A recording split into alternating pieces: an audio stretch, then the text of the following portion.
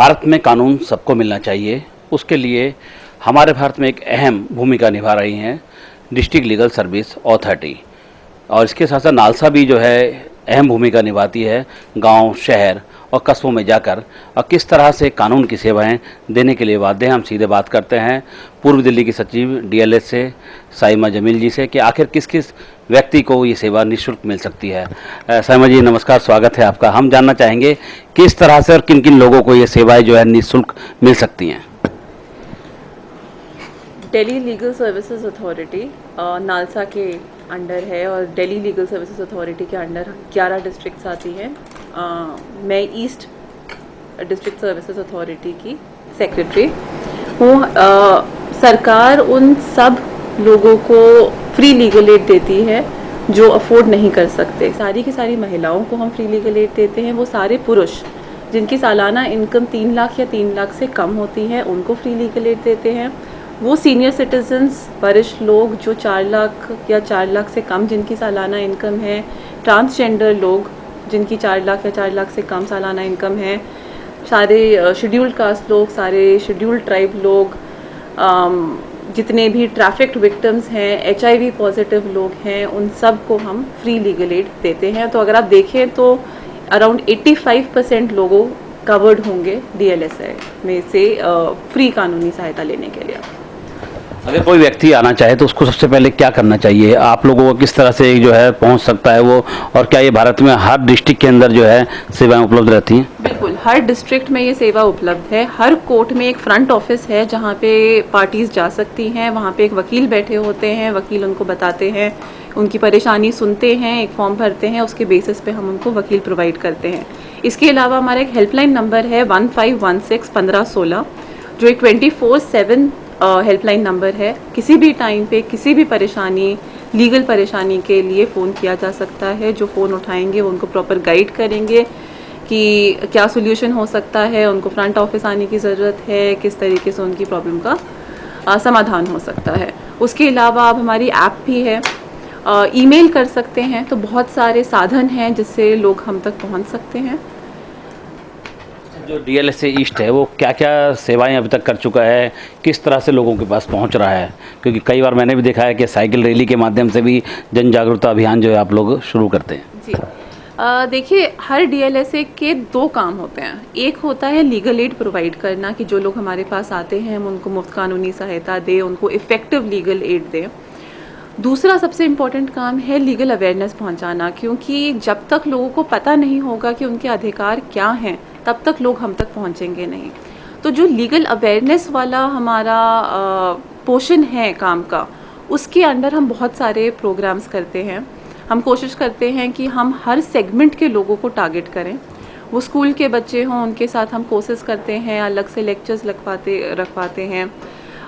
Colleges के साथ हम एड ऑन कोर्सेज करते हैं कि बेसिक लिटरेसी सबकी हो।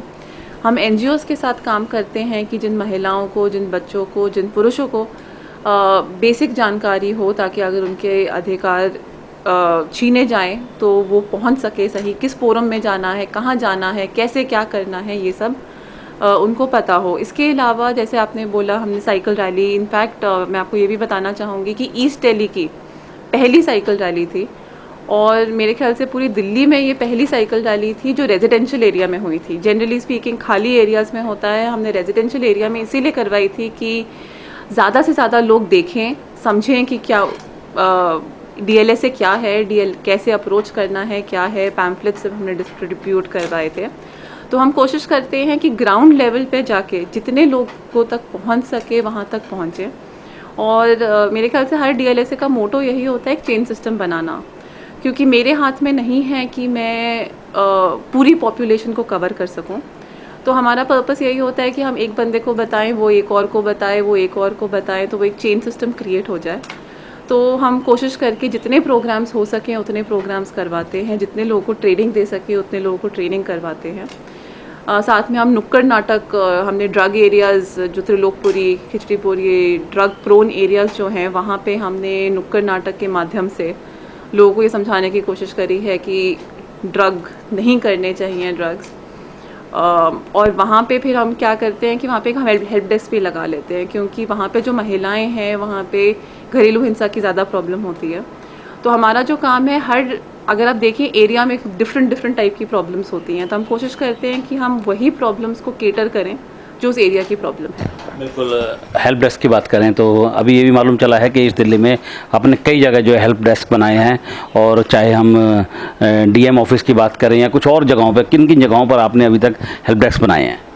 देखिए डीएलएसए के हेल्प डेस्क कुछ तो हर डीएलएसए में हेल्प डेस्क होते हैं, जैसे हर डीएम ऑफिस में हेल्प डेस्क होता है जहाँ पे हमारे एलएसीज बैठे होते हैं। इभास में जैसे होता है, हर डिस्ट्रिक्ट में एक वन स्टॉप सखी सेंटर भी है। इनफैक्ट ये मैं बताना चाहूँगी क्योंकि बहुत ज़रूरी चीज़ है। हमारे पास बहुत सारे लोग फ्रंट ऑफिस में आते हैं जिनके पास घर रहने के लिए नहीं होता है, औरतों को बाहर निकाला जाता है, काफ़ी लोग सड़क पे होते हैं।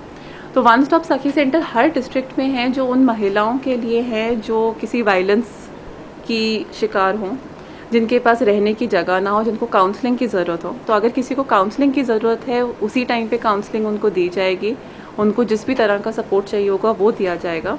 लेकिन ज़्यादा ज़रूरी चीज़ ये है कि उनको 5 दिन का फ्री स्टे भी वहाँ पे उपलब्ध होता है। तो खाना पीना रहना सब कुछ वहाँ पे है, जिसके बारे में लोगों को इतना पता नहीं है। तो आई थिंक ये बहुत ज़रूरी है, क्योंकि सड़क पे रहने से बेटर लोगों को पता होना चाहिए कि जाना कहाँ है। इसके अलावा हमने 3-4 महीने पहले ही हमने 3 हेल्प डेस्क इनॉग्रेट करे हैं। एक RWA के साथ, एक हमने सारथी चैरिटेबल ट्रस्ट के साथ किया है, और एक हमने यमुना खादर एरिया में किया है जो एक प्रॉपर स्लम एरिया है। हेल्प डेस्क का पॉइंट ये होता है कि बहुत लोग फ्रंट ऑफिस नहीं आ पाते, बहुत लोग करकरडुमा कोर्ट नहीं आ पाते, तो हम कोशिश करते हैं कि हम उन तक पहुंच सकें। तो जैसे RWA की जो प्रॉब्लम्स होंगी, जो भी कम्युनिटी की प्रॉब्लम्स होंगी, लोग वहीं पे आ जाएंगे। तो हम कोशिश करके ये करते हैं कि एरिया देखकर कि एक हफ्ते में एक बार ज़रूरत है, हर रोज़ ज़रूरत है, एक महीने में एक बार ज़रूरत है, तो लोगों की सहूलियत हो सके। बिल्कुल, बहुत बहुत धन्यवाद। तो ये थे साइमा जमील, जिन्होंने साफ तौर से कहा कि अगर आपको भी कानून की ज़रूरत पड़ती है और आपको भी कोई एडवोकेट चाहिए तो आप 1516 नंबर याद रखें और कभी 1516 नंबर डायल कर दें। आज के लिए इतना ही, फिर करते हैं मुलाकात। नमस्कार।